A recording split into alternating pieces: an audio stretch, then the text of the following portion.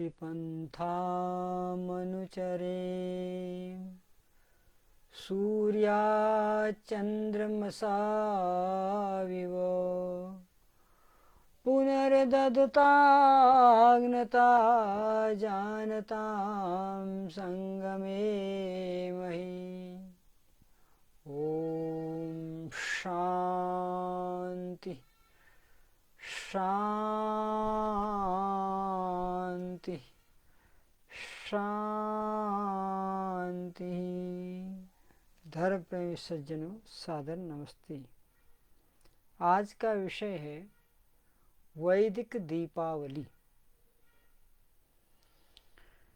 हम हर शब्द के आगे वैदिक इसलिए लगाते हैं क्योंकि वैदिक व्यवस्था सृष्टि की आदि व्यवस्था है और जो ईश्वर द्वारा प्रदत्त व्यवस्था है।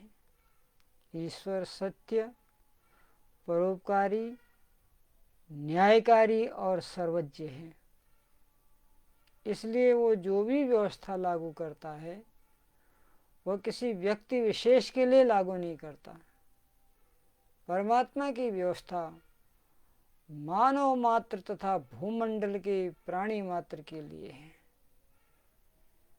परंतु आज दीपावली का जो रूप हमारे सामने है वो किसी एक संप्रदाय विशेष तक सीमित रह चुका है और उस पर वो लोग ये कहते हैं कि यही संपूर्ण राष्ट्र की व्यवस्था है।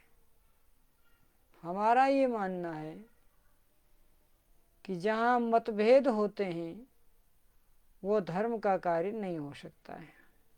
धर्म का कार्य वही है जो मत मजहब संप्रदाय से ऊपर उठकर किया जाता है। इसलिए मैंने आपके सामने वैदिक दीपावली यह विषय रखा। अर्थात किसी जमाने में, किसी देश काल परिस्थिति में संपूर्ण भूमंडल में दीपावली मनाई जाती थी। उस समय संपूर्ण भूमंडल पर कोई उपजाति नहीं थी, केवल एक ही जाति थी जिसका नाम था मानव जाति और उसके दो भाग थे, नर और नारी। उस समय जो ज्ञान का प्रवाह संसार में चल रहा था उसको सभी लोग पालन करते थे और सभी लोग सुखी रहते थे। तो उसी प्रकार से ये जो दीपावली है इसका वैदिक नाम है शारदीय नवषष्ठेष्टि पर्व। इस समय शरद ऋतु की जो फसल है जिसमें विशेष प्रकार से धान नया अन्न है इस ऋतु का। भारतीय वैदिक संस्कृति का कहना है कि एक वर्ष में 6 ऋतुएं होती हैं और एक ऋतु 2 महीने चलती है। तो इस समय जो ऋतु चल रही है शरद ऋतु है। उस ऋतु में प्रकृति में उस ऋतु के नकारात्मक भावों को नष्ट करने के लिए उसी प्रकार का अन्न, उसी प्रकार का फल, उसी प्रकार की फूल औषधियाँ, उसी प्रकार की साग सब्जियाँ प्रकृति में स्वभाव से उत्पन्न होती हैं। बीज सृष्टि के आदि में पड़ गया और वह क्रम से समय समय पर ऋतु अनुकूल जैसे उसको ऋतु मिलता है, अनुकूल वातावरण मिलता है, वो पुष्पित और पल्लवित होता है। तो शरद ऋतु में जो धान है यह किसान का प्रमुख अन्न है और इस अन्न के अनेक अनेक पदार्थ मानव लोग बनाया करते थे। तो वैदिक व्यवस्था में किसी भी अन्न को सीधे सीधे मनुष्य को खाने का अधिकार नहीं है। उसकी व्यवस्था यह है कि सर्वप्रथम उस अग्नि का भक्षण अग्नि नामक पदार्थ को दिया जाए और अग्नि नामक पदार्थ उस अन्न को भक्षण करके संपूर्ण संसार के प्राणियों तक अपनी भेदक शक्ति से पहुंचाता है, इसलिए उसको देवता भी कहा गया। अग्नि देवता, वायु देवता, आकाश देवता, जल देवता, पृथ्वी देवता।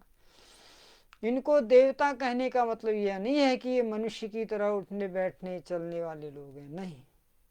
द्योतनाथ इति देवो, जिनके अंदर प्रकाश करने की क्षमता है। ददाति सो देवो, जो देने के भाव रखता है, उसे देवता कहते हैं। तो अग्नि नामक पदार्थ देवता इसलिए कहा जाता है कि सबसे प्रथम ये संसार के स्थूल से स्थूल पदार्थ का भक्षण करके उसे सूक्ष्म से सूक्ष्म बनाकर वायु के द्वारा पूरे ब्रह्मांड में गति करता है, इसलिए इसे देवता कहा गया। देवता ही नहीं कहा, देवानाम मुखम अग्नि, देवताओं का मुख कहा गया। इसलिए वह जो किसान है अपने अन्न से प्रफुल्लित है और उस अन्न को भक्षण करना चाहता है, तो शास्त्रों से अनुमति लेता है।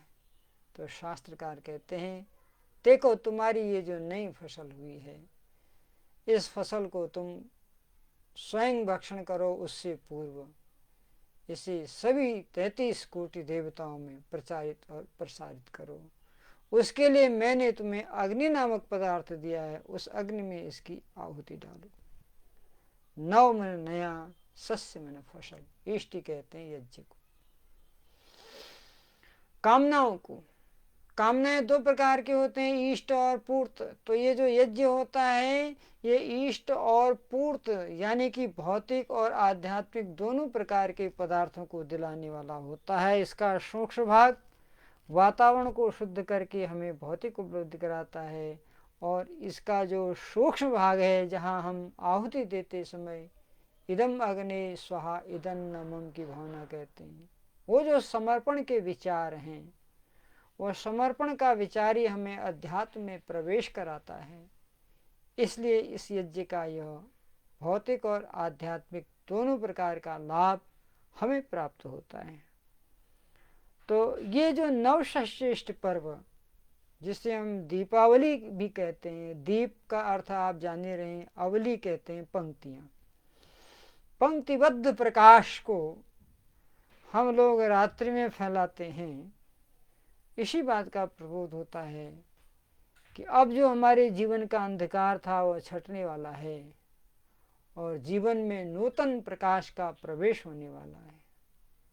इसलिए परंपरागत तरीके से दीपकों को जलाने का भी प्रचलन हो गया, और जो शुद्ध रूप में दीपक हमारे वहाँ जले जाते थे, उसमें जो प्रयोग करने वाली चीज़ें थी, वो सबसे प्रथम मिट्टी, फिर रुई और फिर तेल। ये मिट्टी, रुई और तेल, इन तीनों का उत्पादन मेरे देश का पुरुषार्थी किसान करता है, कृषक समुदाय करता है, जिससे हम वर्ण व्यवस्था में वैश्य भी कहते हैं। खेती करना, व्यापार करना, उद्योग चलाना, किसी प्रकार की भी अभाव की पूर्ति के लिए कोई मिशन खड़ा करना, ये वैश्य प्रकृति के लोगों का काम है, जिनका एकमात्र संकल्प होता है कि मैं अपने राष्ट्र में अन्न, धन इत्यादि अनेक प्रकार की भोग्य वस्तुओं का कभी भी अभाव नहीं होने दूंगा, और इसी के द्वारा मैं राष्ट्र, समाज और ईश्वर की भक्ति उपासना करूंगा। ये व्यवस्था थी। तो इसलिए किसान मिट्टी के दीपकों को तैयार करते, उसमें सरसों का तेल। अब आप देखिए, आप ये जो सरसों है, इसे वैदिक संस्कृत में सरसप कहते हैं, और सरसप सर्प को भी कहते हैं। तो सर्प एक विषधारी प्राणी होता है, जिसके विष से मनुष्य की मृत्यु तक हो सकती है। तो हमारे वैदिक ऋषियों ने ईश्वर की वाणी वेद में इन चीज़ों को हमारे लिए अवलोकन किया, उन पदार्थ विद्या का रहस्य खोला कि जैसे सर्प के घातक विष से व्यक्ति मर सकता है, उसी प्रकार से दूषित वायु भी विष के समान होती है, उस दूषित वायु को शुद्ध करने के लिए, उनके कृमियों को मारने के लिए सरसप अर्थात सरसों बहुत बड़ा उपकारी है। तो इसलिए सरसों के तेल में या घृत के या तिल के, आयुर्वेद की दृष्टि से ये 3 तेल महत्वपूर्ण हैं, घृत, सरसों और तिल। इनके दीपक जला करके जब हम रात्रि के अंधकार में दीपक जलाते हैं तो उसमें एक लाभ ये भी होता है कि शरद से पहले वर्षा ऋतु। तो ये जो वर्षा ऋतु है, इस वर्षा ऋतु में अनेक प्रकार के कृमि जो वायु को दूषित करते हैं या अनेक प्रकार के संक्रामक रोगों को फैलाते हैं, उनकी संख्या रात्रि में बहुत अधिक बढ़ जाती है। वो दीपक के प्रकाश में इकट्ठे होते हैं और एक साथ वह रूप में आसक्त होकर मृत्यु को प्राप्त हो जाते हैं और प्रकृति का वातावरण बड़ा सुंदर और स्वस्थ बन जाता है।